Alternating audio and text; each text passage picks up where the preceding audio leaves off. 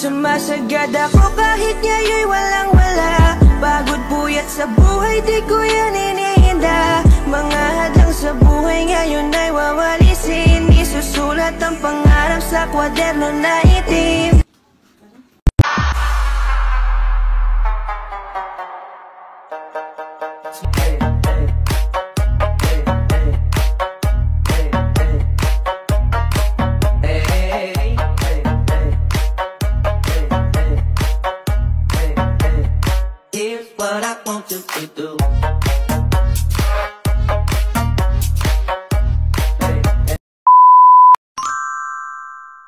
Hello guys! Welcome to Japan's Close Vlog. Magtatagalog tayo for today's video para maintindihan ng lahat. May mga nagtatanong sa PM Ano at may mga naku-curious din kung ano nga ba ang naging trabaho ko dati sa Japan. Ako nga pala ay naging isang singer at dancer entertainer sa isang umisi doon. Ay, Japayuki trabaho niya. Japayuki, salitang madalas nating marinig sa karamihan. Japayuki ang kadalasang job shaming term ng kapwa natin Pilipino kapag nalaman nilang isang singer at dancer entertainer ang trabaho mo sa Japan. Pero sa totoo lang po, iba ho ang meaning at job description ng Japayuki sa job description ng entertainer. Naku, wag nyo i-underestimate ang trabahong singer at dancer entertainer. Mapalokal man o kahit sang bansa pa yan, hindi po basta-basta ang trabahong pag-i-entertain. Dahil sa trabahong ito, marami ang nakapagpundar ng bahay, negosyo, sasakyan. Madami din dyan nakapagpatapos ng pag-aaral ng mga mahal nila sa buhay dahil sa trabahong ito. Madaming Japan entertainers ang ayaw mag-share ng buhay-trabaho nila through social media dahil sa takot na mabash at mahusgahan ng lahat. Madalas mababatingin ng karamihan kapag ganitong uri ng trabaho pinasok mo. Hayaan nyo akong i-share sa inyo ang naging karanasan ko sa trabahong ito. Bilang isang single mother sa dalawa kong anak, naranasan kong pasukin ng iba't ibang industriya ng trabaho para ma-provide ang needs ng mga anak ko. 3 taong sekretary sa ospital, naging kasambahay, kahera, online selling, pati nga BPO industry o pagiging call center agent, pinasok ko din. Pero kulang at hindi sapat ang naging sahod ko sa mga pinasok kong trabaho. Kulang at hindi sasapat ang sahod para makapag-ipon sa pinapangarap kong makapagpundar ng bahay at lupa para sa mga anak ko. Sobrang hirap na ilang taon kang palipat-lipat at nagre-renta lang ng bahay. Yun bang tipong walang napupuntahan na maayos at walang napapala na maganda yung pinagpaguran at pinagpuyatan mo na sahod? Kaya ayun, sinikap ko mag-abroad. At ang laking pasalamat ko sa Panginoon at binigyan na ako ng talento sa pagsasayo at pagkakanta. Laking pasalamat ko din kay Lord na pinakilala niya ako sa mga boss, madam, at agency na ginawa niyang instrumento para makatulong sa akin na makapag-abroad. At nito nga lang taong 2023 ay sobrang mapalad ako na napunta ako sa Umise, employer at manager ko na ito. Sa Umise na napagtrabahuan ko, iba ang sistema ng sahuran doon, guys. At bilang entertainer ang kategory mo sa working visa mo sa bansang Japan ay magkakaroon ka lang ng 3 o hanggang 6 na buwan ng kontrata ng pagtatrabaho. Sa Umise na napuntahan ko, guys, 3 dapat kaming talento na magtatrabaho. 2 dancer at ako naman bilang isang singer. Pero dahil sa mga hindi inaasahang pangyayari, nagka-personal problem nga ang isang talentong dancer, kaya napurnada yung alis niya. At ang nangyari, ako bilang isang singer-entertainer, ginawa na lang dancer. Sa panahon ngayon, guys, mahigpit ang immigration ng Japan, kaya mapalad na lang talaga ang maaprubahan ng working visa. At ang working system naman ng management sa Umise na napagtrabahuan ko, kailangan makapag-perform ng 3 sets ng sayaw o showtime bawat gabi. So, sa isang set ng showtime, need mag-perform ng 3 iba't ibang music ng sayaw. Sa Umise na pinagtrabahuan ko, 9:30, 10:30, at saka 11:30 ang oras ng mga showtime. So, to make it clear, meron na kaming 30 minutes na sayawin yung 3 iba't ibang music. So, kailangan mabilisan ng pagpalit o pagbihis ng costume sa bawat magkaibang music na ipe-perform. Kasi pagkatapos ng bawat set ng showtime ay magkakaroon pa ng aisatsu or greetings at modeling na kailangan gawin. At kailangang rumampa ng mga talento sa gitnang daanan or aisles ng Umise. Pagkatapos ng rampa, need mo pa individually i-shake hands at pasalamatan ng mga guests at audience na gabing iyon bago ka pumasok sa dressing room para makapagpahinga at magantay ng pangalawang set ng showtime. At kung nakikita nyo yung mga salaping binibilang ko sa video, maniwala kayo sa hindi, 1 linggong tip ko lang lahat yan, guys.